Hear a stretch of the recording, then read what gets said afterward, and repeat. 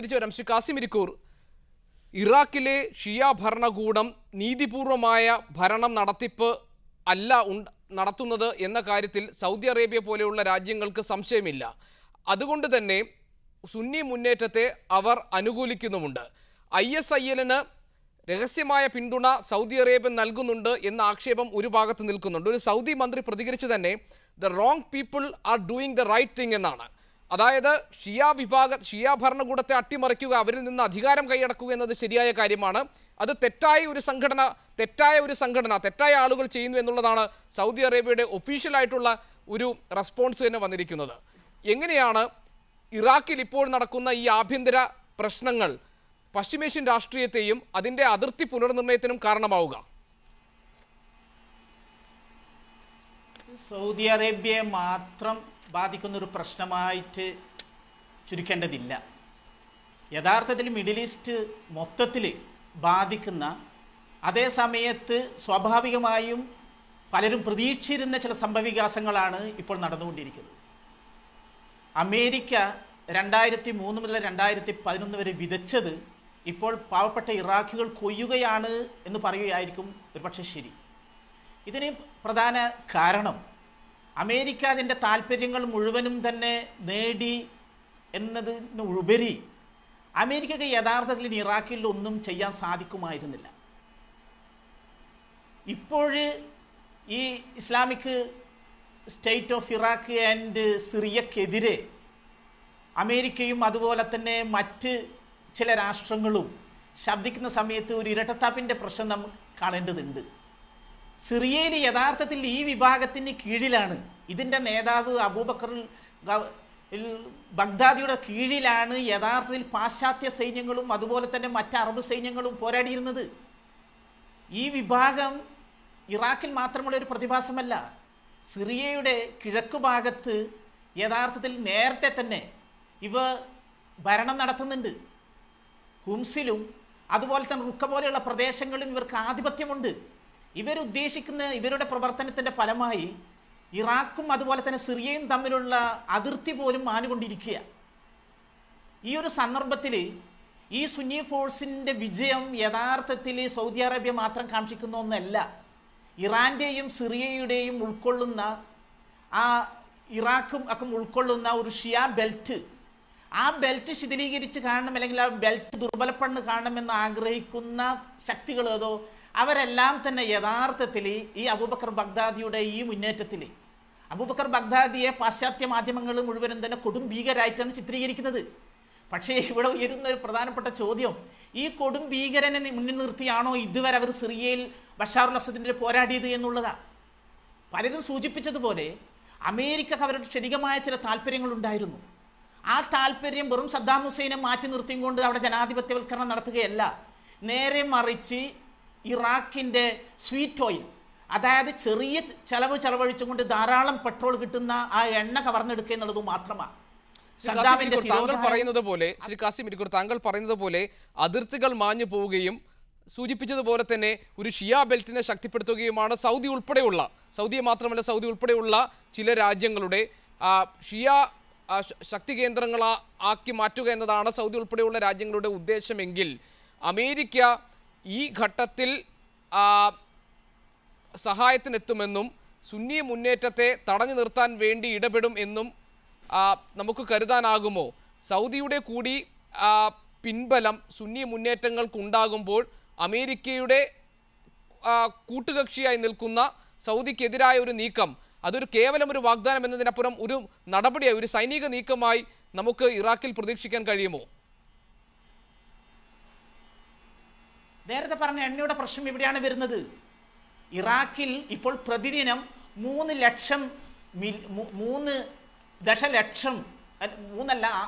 ദശലക്ഷം എണ്ണ ഉൽപ്പാദിപ്പിക്കുന്നുണ്ട്. ഇത് മുഴുവനും തന്നെ അമേരിക്കൻ കമ്പനികളാണ് ഇതിൻ്റെ കരാർ ഏറ്റെടുത്തിരിക്കുന്നത്. ഇതിൻ്റെ വരുമാനം ഭൂരിഭാഗവും തന്നെ അമേരിക്കൻ കമ്പനികളിലേക്കാണ് പോകുന്നത്. ഇവരുടെ താല്പര്യങ്ങൾ രക്ഷിക്കേണ്ടത് ഒബാമയുടെ ആവശ്യമാണ്. അത്തരമൊരു ഘട്ടത്തിൽ നൂറിയാൻ മലിക്കയുടെ ഗവൺമെൻറ്റിനെ രക്ഷിക്കുകയല്ല, ഇറാഖിൻ്റെ ശിഥിലീകരണം രക്ഷിക്കുകയല്ല, അമേരിക്കയുടെ ക്ഷണികമായ ചെറിയ താല്പര്യം എണ്ണ കമ്പനികളെ സംരക്ഷിക്കുക എന്നുള്ള മുൻനിർത്തിയും കൊണ്ട് തന്നെ ഒരു നേരിട്ടുള്ള സൈനിക മുന്നേറ്റത്തിന് ഒരിക്കലും തന്നെ അവർ വരാൻ സാധ്യതയില്ല. നേരെ മറിച്ച് ഇപ്പോൾ അഫ്ഗാനിസ്ഥാനിലും അതുപോലെ തന്നെ യമനിലും ചെയ്യുന്നത് പോലെ ആളില്ലാ വിമാനങ്ങൾ ഡ്രോൺ വിട്ടും കൊണ്ട് നിരവധി കൂട്ടക്കൊല നടത്താനാണ് സാധ്യത. അതിനെക്കുറിച്ചാണ് ചിന്തിക്കുന്നത്. ഒരിക്കലും തന്നെ അമേരിക്കൻ സൈന്യം ഇറാഖിലേക്ക് തിരിച്ചു വരുന്നതിനെ കുറിച്ച് ഞങ്ങൾ ആലോചിക്കുന്നില്ല എന്ന് ഒബാമ ആണിട്ട് പറയുകയുണ്ടായി. അതേ സമയത്ത് മേഖലയിലെ മറ്റു സംഭവവികാസങ്ങൾ ഇന്നലെ ഷിയ ആത്മീയ നേതാവായ ആയത്തുള്ള അലി സിസ്താനി സുന്നികൾക്കെതിരെ പോരാടാൻ വേണ്ടി ഷിയ വിഭാഗത്തോട് ആഹ്വാനം ചെയ്യുകയുണ്ടായി. ഇന്ന് റൂഹാനി, ഇറാനി പ്രസിഡന്റ് റൂഹാനി അവിടെ ഇറാഖിനെ സഹായിക്കാൻ വേണ്ടി ഇറാൻ സൈന്യത്തെ അയക്കാൻ വേണ്ടി തയ്യാറായി. ചില റിപ്പോർട്ടുകൾ സൂചിപ്പിക്കുന്നത് ഇറാനി റവല്യൂഷണറി ഫോഴ്സ് ഓൾറെഡി അവിടെ എത്തിക്കഴിഞ്ഞു എന്നാണ്. ഇതിൻ്റെ അർത്ഥം യഥാർത്ഥത്തിലുള്ള പഴയ ഇറാൻ യുദ്ധത്തിൻ്റെ മറ്റൊരു പതിപ്പ് അവിടെ സംഭവിക്കാൻ പോവുകയാണ്. പക്ഷെ അന്ന് സദ്ദാം ഹുസൈൻ നേതൃത്വം ഉണ്ടായിരുന്നെങ്കിൽ ഇന്ന് സദ്ദാം ഹുസൈന് പകരം നേരത്തെ പറഞ്ഞൊരു മിലീഷ്യ അല്ലെങ്കിൽ സുന്നിപ്പട നടത്തുകയാണ്. ഇതിൻ്റെ ഏറ്റവും എടുത്തു പറയേണ്ട വശം സദ്ദാം ഹുസൈൻ്റെ കാലഘട്ടത്തിൽ സൈന്യത്തിൽ ഉണ്ടായിരുന്ന 7 ലക്ഷം പേരെ അന്ന് പിരിച്ചുവിട്ടിരുന്നു. അതുപോലെ തന്നെ ഉദ്യോഗസ്ഥ മേധാവികളെ. ഇതിലൊരു വലിയ വിഭാഗം ഇന്ന് അബൂബക്കർ ബഗ്ദാദിയുടെ പിന്നിൽ അണിനിരത്തിലുണ്ട് എന്നാണ് നമുക്ക് റിപ്പോർട്ടിൽ നിന്ന് മനസ്സിലാക്കാൻ സാധിക്കുന്നത്. തിരിച്ചു വരാൻ താങ്കളെ ശ്രീ രാജീവ് ചേലനാട്ട് ഇറാഖിലെ ബസറയിൽ നിന്ന് അദ്ദേഹം സ്കൈപ്പിലൂടെയാണ് നമ്മളോടൊപ്പം ഈ ചർച്ചയിൽ പങ്കെടുക്കുക. ശ്രീ രാജീവ് ചേലനാട്ട്, താങ്കൾക്ക് കേൾക്കാമല്ലോ. ഇറാഖിൽ ഇപ്പോൾ നടക്കുന്ന സംഭവങ്ങൾ, അതിൻ്റെ ഒരു വിവരണം താങ്കൾക്ക് ആദ്യം തരാമോ?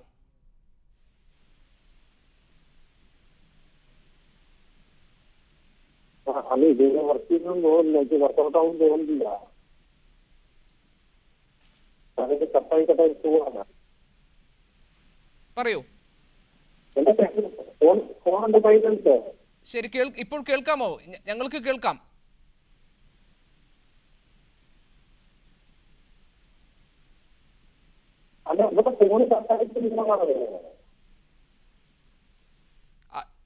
ചോദ്യം കേട്ടോ താങ്കൾ?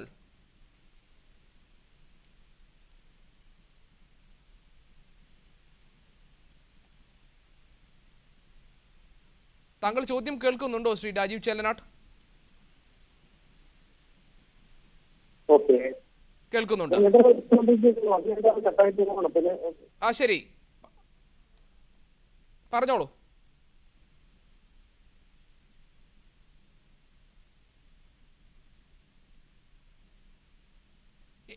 എന്താണ് ഇപ്പോൾ സംഭവിക്കുന്നത്? ഇറാഖിലെ ആഭ്യന്തര കലാപം രൂക്ഷമാവുകയല്ലേ? ബഗ്ദാദിനടുത്ത് വരെ എത്തിക്കഴിഞ്ഞു ISIL.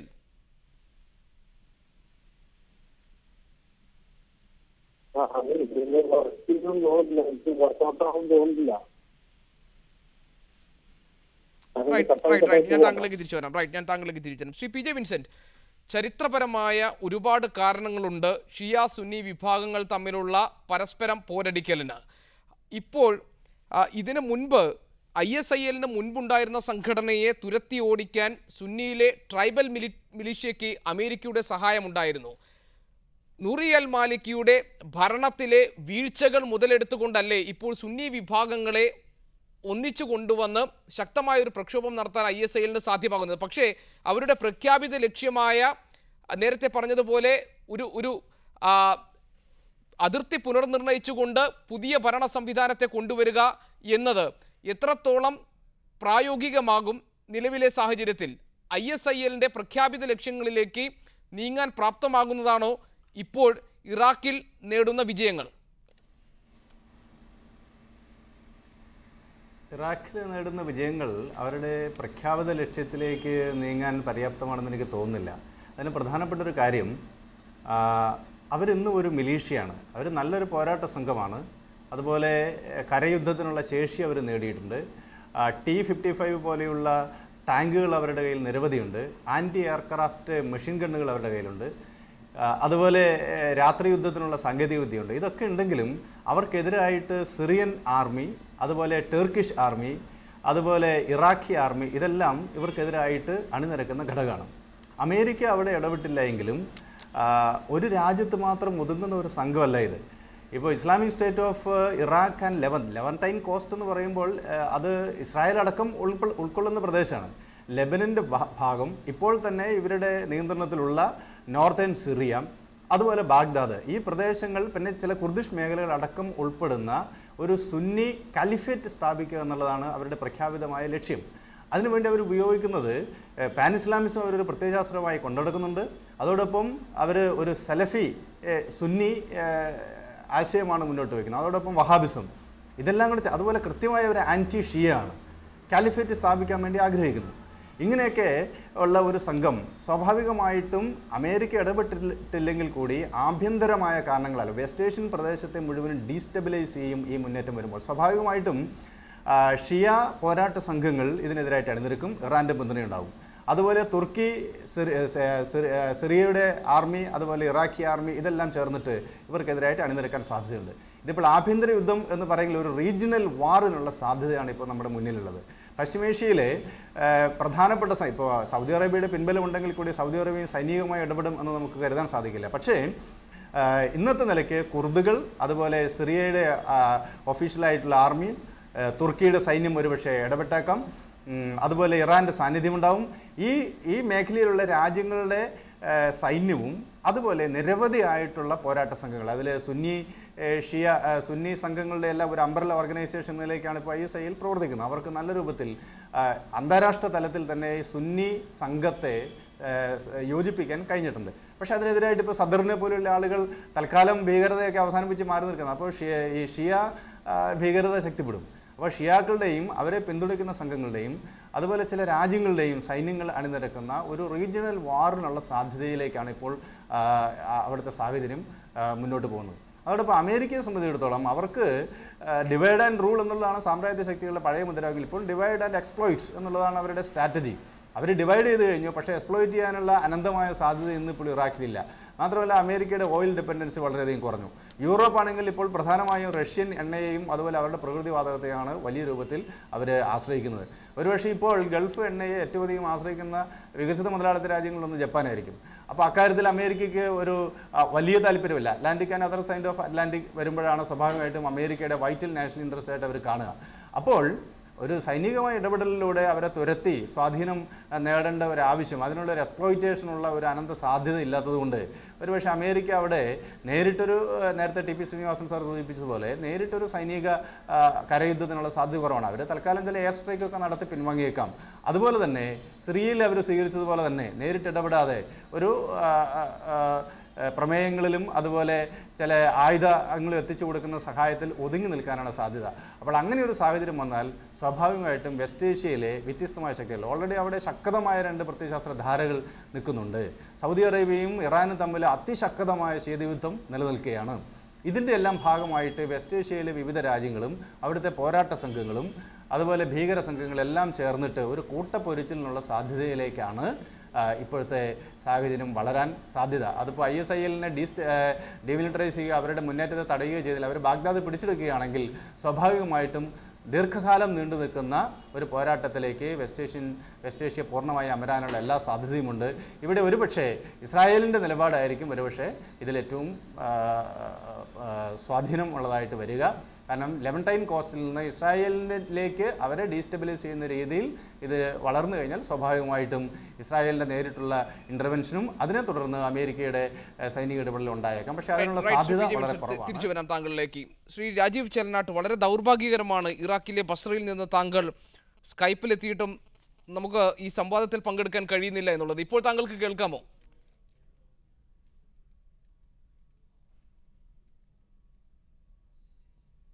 താങ്കൾ കേൾക്കുന്നില്ല. റൈറ്റ്. ശ്രീ TP ശ്രീനിവാസൻ, ഇവിടെ ശ്രീ കാസിം ഇരിക്കൂർ പറഞ്ഞു ഇറാഖിലെ ഷിയ ഭരണകൂടത്തെ സംരക്ഷിച്ച് നിർത്താൻ വേണ്ടി ഇറാനിൽ നിന്ന് സൈന്യം ഇറാഖിൽ എത്തിയതായുള്ള റിപ്പോർട്ടുകൾ പുറത്തു വരുന്നുണ്ട്. സ്വാഭാവികമായും ഇറാൻ ഇറാഖ് യുദ്ധത്തിൻ്റെ സ്ഥിതിവിശേഷം വീണ്ടും ആവർത്തിക്കപ്പെടുകയാണ് ഇപ്പോൾ സംഭവിക്കുന്നത് എന്ന്. ഇത്തരമൊരു ഘട്ടത്തിൽ രാജ്യാന്തര സമൂഹത്തിന് കാഴ്ചക്കാരായി നിൽക്കാൻ കഴിയുമോ? ഇറാഖ് 3ആയി വിഭജിക്കപ്പെടാവുന്ന തരത്തിലേക്ക് ആഭ്യന്തര കലാപം മൂർച്ഛിക്കുമ്പോൾ അമേരിക്ക ഉൾപ്പെടെയുള്ളവരുടെ ഈ ഇരട്ടത്താപ്പ് നയവുമായി മുന്നോട്ട് പോക്ക് രാജ്യാന്തര സമൂഹത്തിന് മാറി നിന്ന് കാണുക എന്ന തരത്തിലേക്ക് നിൽക്കാൻ കഴിയുമോ? ഒരു ഇടപെടൽ അനിവാര്യമാക്കുന്നു.